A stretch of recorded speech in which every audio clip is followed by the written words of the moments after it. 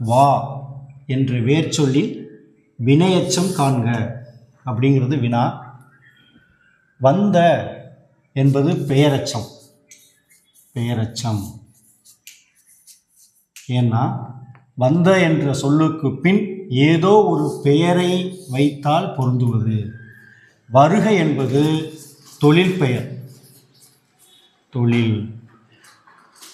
வந்து என்ற சொல்லுக்கு பின் ஏதோ ஒரு வினை சொல்லை வைத்தால் பொருந்துவதால் வந்து என்பது வினையெச்சம். வந்து சென்றான், சென்றான். எனவே இது பெயரெச்சம். வந்தவன் வினையால் அணையும் பெயர்.